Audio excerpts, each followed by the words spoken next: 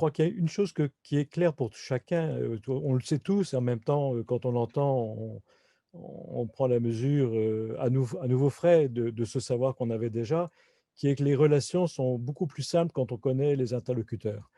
Et très souvent avec l'administration, c'est un véritable problème. C'est-à-dire que tant que vous ne connaissez personne, vous n'avez pas le bon numéro de téléphone, vous ne savez pas qui contacter, vous rentrez dans une sorte de dédale sans fin et de déception en déception, vous pouvez être facilement découragé.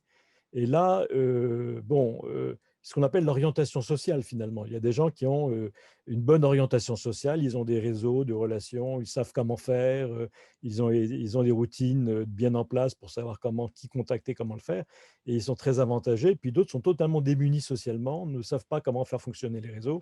Et par rapport à ces gens-là, en particulier, l'existence des associations de façon générale, mais l'existence des conseillers des Français de l'étranger aujourd'hui, anciens conseillers consulaires, a vraiment tout son sens. Parce que bon, moi, mon expérience est toute récente, et c'est comme président d'une association. Mais de fait, on rencontre des gens, on discute avec eux. Moi, j'étais comment ça s'appelle ça? C'était la commission des bourses. C'est extrêmement intéressant de voir comment les choses se décident et de voir qu'il y a un espace finalement de raisonnement, que les gens sont pas entièrement, n'ont pas les deux pieds totalement fichés dans le sol et dans leurs convictions, qu'on peut les ébranler, qu'il y a une place pour l'argumentation, que du coup, il y a quelque chose de fragile dans la décision qui va être lié à la situation, au moment, et que donc on a vraiment des moyens non pas des moyens euh, institutionnels en termes légaux, mais des moyens humains d'arriver à infléchir les situations et à les orienter dans un sens qui nous semble correspondre au plus grand bien. Et je crois qu'il y a une autre chose dans ce que disait Anne, à laquelle j'ai envie de réagir, qui est le fait que ce n'est pas confisqué. Bien sûr, devenir conseiller consulaire ou conseiller des Français de l'étranger, ça passe par les élections. Il y a, vous savez, il y a, je crois que 5 listes en co-présence aujourd'hui. Tout le monde ne peut pas, comme ça, devenir conseiller des Français de l'étranger. Mais par contre, entrer dans une association, comment dire, et exprimer son opinion, dire ses valeurs, y défendre un point de vue, c'est quelque chose qui embraye très facilement, comme on l'a tous vécu si on a été militant quelque part, hein, ça embraye très facilement sur une capacité en fait à prendre des responsabilités et à jouer un rôle à l'intérieur des processus de décision. Il y a un espace qui est vraiment à la disposition de chacun. Et je ne sais pas pour vous comment vous le vivez, mais moi qui étais au Japon, prof de fac, pris dans la logique de l'enseignement, de ma petite bulle personnelle intellectuelle, j'avais vraiment pas pris la mesure de tout un espace qui, loin de la patrie, loin de la France, et en même temps se retrouver ici et qui était à investir et qui permet de redevenir un petit peu instituant, comme on disait à une époque, hein. Alors qu'on est ici quand même extrêmement mis en passivité, on n'a pas capacité d'action sur le monde qui nous entoure. C'est le Japon, on est des étrangers, on est des gaijin, des gaijin, hein, on est dans cette position d'extériorité plus ou moins consentie.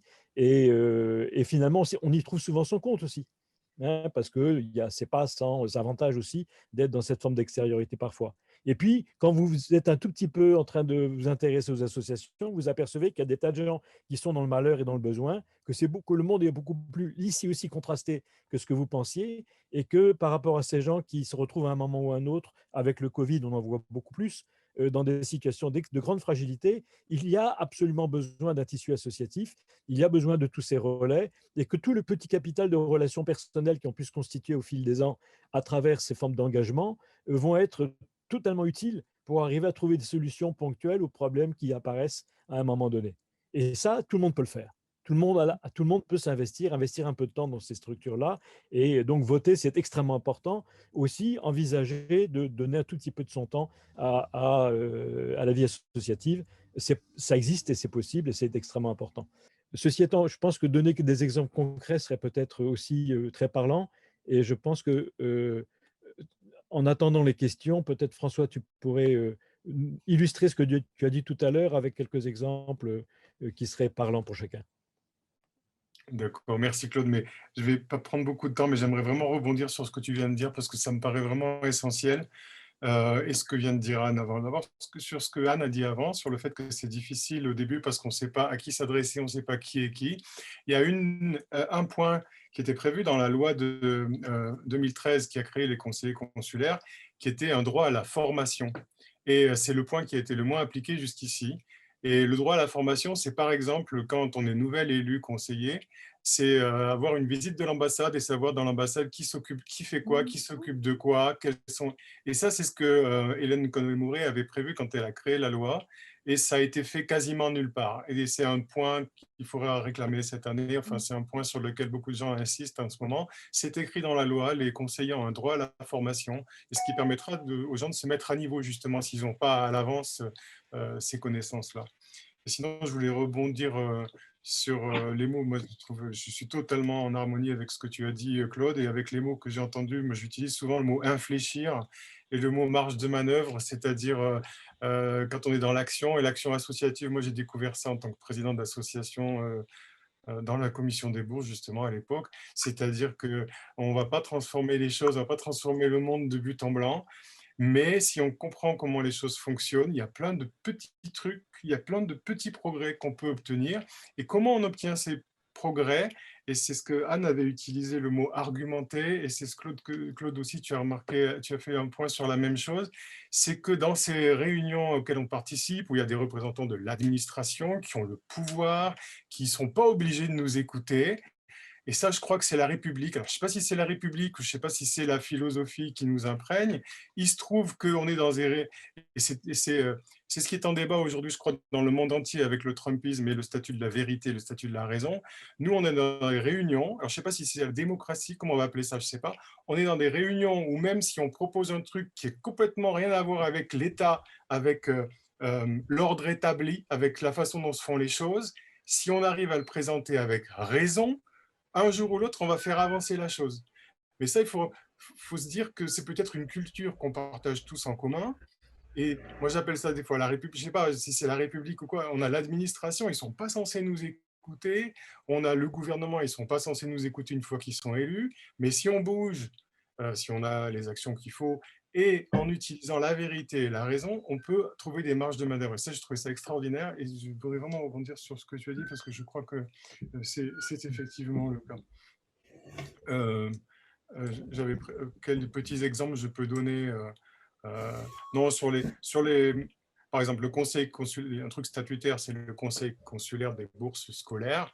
Moi, bon, les bourses scolaires, ça concerne que les élèves qui sont inscrits dans les écoles françaises. Donc, c'est peut-être un peu moins de la moitié des enfants des Français du Japon. Donc, c'est un peu particulier. Mais il y a un scandale, c'est le fait, un scandale. La chose qui nous révolte, c'est qu'il y a plein de familles qui ne savent pas que ça existe ou qui ne savent pas ce que c'est. Souvent dans les familles franco-japonaises, si c'est la maman qui s'occupe de l'éducation, le mot bourse, ça leur fait penser que c'est quelque chose qu'il faudra rembourser après. Donc, il faut absolument toujours dire que ce n'est pas quelque chose qu'il faut rembourser, c'est une allocation. Et ensuite, il y a beaucoup de gens qui, quand ils ont un enfant, regardent le lycée, ils vont sur Google, ils marquent prix lycée français, ils tombent sur la page des prix, ils tombent par terre et ils se disent, ils décident qu'ils n'iront jamais au lycée français. Et pourquoi? Parce que, bien sûr, le site du lycée de Kyoto, le site du lycée de Tokyo, il y a des pages qui expliquent ce que c'est que les bourses. Mais ce n'est pas la page des tarifs. Et les gens, qu'est-ce qu'ils font? En général, ils voient la page des tarifs, ils referment, ils disent, c'est pas pour nous. Donc, un truc que j'ai obtenu, mais c'est vraiment un truc artisanal, c'est un truc tout petit.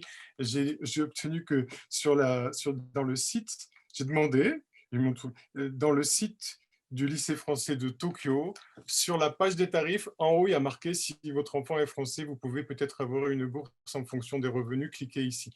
Alors, c'est un truc, bon, c'est tout petit, mais à mon avis, pour moi, c'est super important. C'est une des premières choses que j'ai obtenues. Pour moi, c'est très important et c'est symbolique et c'est une chose, ça m'en par rapport à l'égalité des chances, par rapport au service public d'éducation, je trouvais que c'était important. Si vous y allez maintenant, c'est nullissime parce qu'ils ont, avant c'était un PDF, maintenant c'est devenu un JPEG, puis il y a une faute d'orthographe dans la phrase, puis il y a marqué cliquer ici, mais on a beau cliquer, ça ne marche plus. Il faudra que j'aille réparer ça, que je demande à réparer ça. Mais c'est une chose, moi je pense personnellement je pense que quand une famille déclare une naissance au consulat, il faut qu'elle reçoive une feuille en disant il existe des bourses scolaires dans les lycées. Et là, comme ça, ils sauront dès le début. Bon, c'est une proposition que je fais.